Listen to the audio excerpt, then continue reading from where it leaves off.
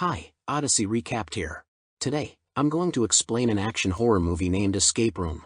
Feel free to share your preferences for the types of movies you'd like to see more of in the comments section below. In the film's opening, a distressed man, later revealed as Ben, falls into an old study. Discovering a door with a puzzle, he attempts to slide 4 numbers to unlock it. Manipulating the puzzle triggers a moving wall, crushing objects in its path toward Ben. Desperately searching for clues, Ben adjusts the door's numbers, but the wall persists. Trapped between walls, a sharp stick punctures his leg. The narrative then shifts to Chicago, 3 days earlier, preceding Ben's eventual demise. In a college lecture hall, Zoe remains silent despite knowing the answer to her professor's question due to shyness. Post-lecture, her professor advises her to overcome fears and challenges her to undertake something intimidating during Thanksgiving break. Back in her dorm, Zoe declines the dorm party. The following morning, as her roommate departs for the break, a package addressed to Zoe arrives outside their room. It contains a black puzzle box and a note from her professor.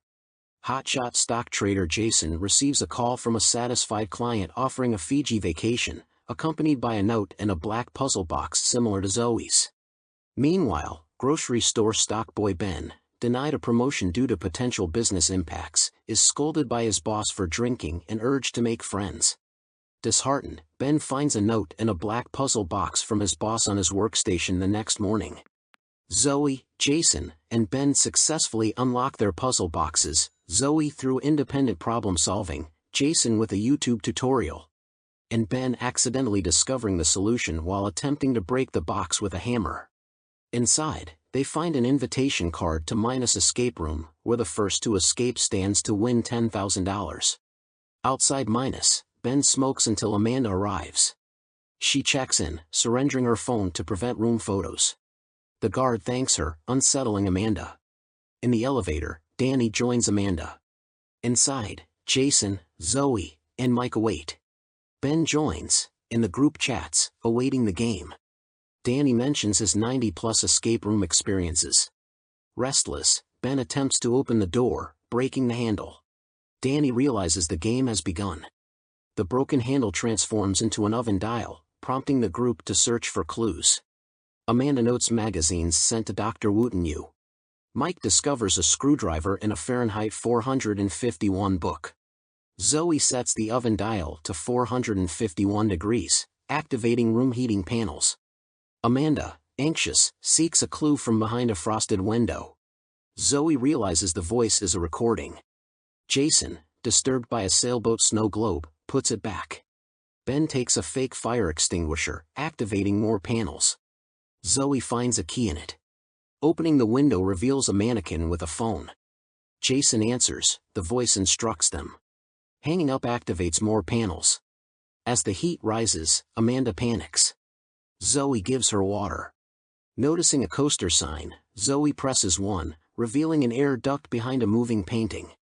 Zoe realizes all 6 coasters must be pressed for the air duct to stay unblocked. Zoe, Danny, Ben, Amanda, and Mike push down the coasters. Jason enters the duct, needing Mike's screwdriver for a grate to another room. Amanda heads next as the others secure coasters. Zoe suggests filling glasses from the water cooler to weigh down coasters. Amanda panics in the duct, recalling a desert incident. Ben and Danny ask Zoe to help Amanda while they fill glasses. Zoe calms Amanda, and they proceed through the duct. Ben and Danny fill 5 glasses, Ben uses his flask for the 6th. As flames erupt, they crawl through the grate before the fire spreads. In a log cabin, everyone believes the game is real except Danny, who complains about boring companions. Jason unlocks the front door with the window key, but another lock needs 7 letters. Mike spots a wall quote, "You'll go down in history." Zoe lists U.S. presidents with 7-letter last names, but none unlock the door. Ben sees antlers with letters below, recalling a drunk night crash singing Rudolph. The letters spell Santa's reindeer names, suggesting Rudolph opens the lock succeeds. Exiting the cabin, it locks behind them in a snowy clearing with frozen water. The thermometer reads 30 degrees, dropping slowly. Danny discovers the high-tech screens mimicking outdoors. They hunt for clues. Jason finds a locked wall door. Amanda spots a boat with a red jacket. Zoe reads, "True North is a lie" on the boat. Amanda suggests taking turns wearing the jacket, starting with Zoe. Mike finds a fishing pole, and Ben discovers an ice fishing hole after stepping in it. As the others gauge the hole's depth with the fishing line, Zoe explores using a compass. Near a taxidermied polar bear, the compass malfunctions, and she retrieves a magnet from its mouth. Rejoining, Jason claims the jacket. Ben, smoking, ignores the proceedings. Mike adds the magnet to the fishing line, revealing a frozen block with a key. Unable to break the solid ice, Danny asks Ben for a lighter. Ben tosses it to Danny, who, picking it up, breaks the ice and falls into the water. The group searches frantically. Amanda considers diving after him, but Mike warns against it. Danny drowns under the ice. Jason warns of hypothermia, urging teamwork. He recalls a flashback of sitting on an overturned boat in icy water, sharing a red jacket. They wear the jacket in turns, melting the ice by touching it. The room temperature drops below zero. Jason inserts the key, but the door remains shut. Spotting an open door, they dash for it. The ice cracks beneath them, but they all reach the other side safely. In the upside-down bar, with everything bolted to the ceiling, Mike notes the absence of the 8-ball from the pool table. A phone rings, and they answer. The voice warns about watching their steps, revealing a 15-story drop below a part of the floor. Everyone clings to the walls. Amanda, climbing behind the bar, discovers a safe needing a 4-digit code. Zoe, noticing a sliding puzzle on the wall, starts solving it while a section of the floor falls away. Jason ascends a platform near the exit door lacking a handle. Ben and Mike join Zoe on the puzzle frame as more floor collapses. Zoe solves the puzzle, linking colors to billiard balls. They share the code with Amanda, who opens the safe for the 8-ball, their door handle. The puzzle frame starts detaching due to their weight. Zoe falls onto a lower floor section, recalling a crashed airplane's inverted interior with her deceased mom. Jason leaps down, aiding Zoe onto the platform just before the floor section collapses. Ben and Mike join them on the platform. Amanda places the 8-ball in her pocket, maneuvering along the pool table's edge until it falls. She jumps down, rescues the ball, and throws it to Jason before the floor collapses. Holding the phone cord, she tries to reach the others with a pool cue, but it snaps, and she falls to her death. Zoe is devastated, and Ben comforts her while Jason proceeds to the next room. In the 4th room, 6 hospital cubicles mirror each person's past trauma: Zoe's plane crash, Mike's mine cave-in, Ben's drunk driving accident, and Jason's icy water boat overturning. Amanda survived an IED blast, and Danny survived a carbon monoxide leak. Jason recounts sharing a red jacket until his friend vanished while swimming for help. Files reveal Amanda and Danny's pasts, unsettling the group.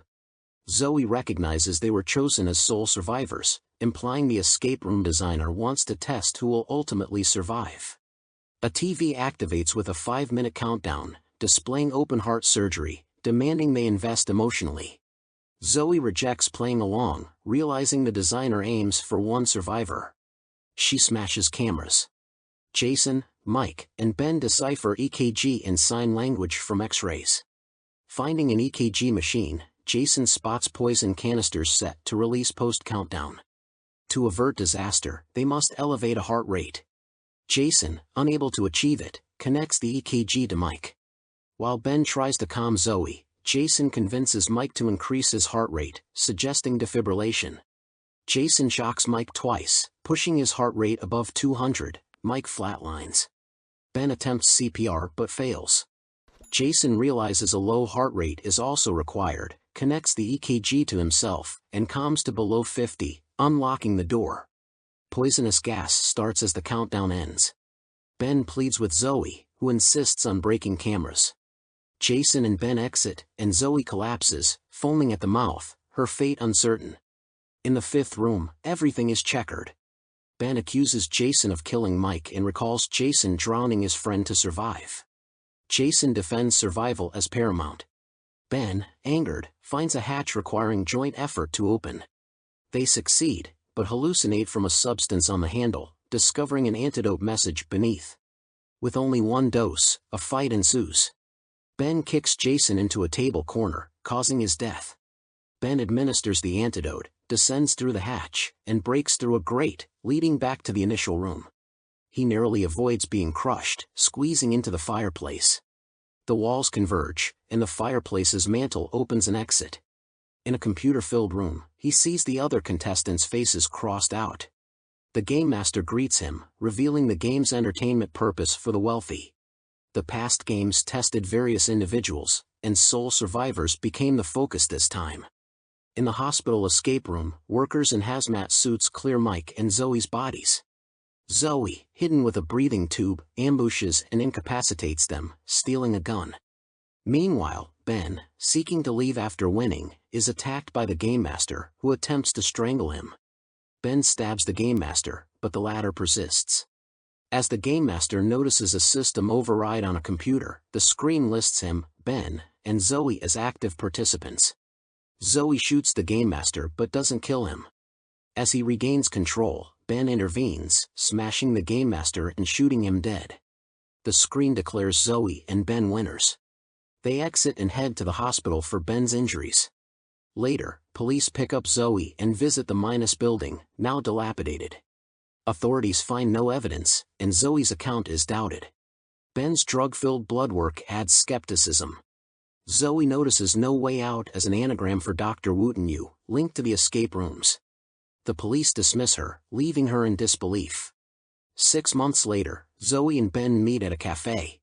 Ben's life has improved, working in vegan dog food sales. Zoe reveals a binder of Minus information, uncovering articles masking the true deaths of Amanda, Mike, Jason, and Danny. Using the Minus logo, Zoe uncovers the headquarters coordinates in New York City. Ben agrees to join her in 2 weeks to confront and take down Minus.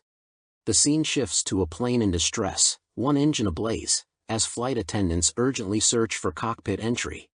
Despite gaining access, they're too late to avert the crash. The perspective broadens to reveal the plane suspended in a warehouse, the crew and passengers minus employees. A shadowed figure questions an employee about the survival odds and demands an improvement for Ben and Zoe's upcoming flight, holding their itinerary. The figure emphasizes the need for participants to have a fighting chance for the scenario to be enjoyable. Make sure you subscribe and turn on the notifications so you can watch more videos like this. Thanks for watching.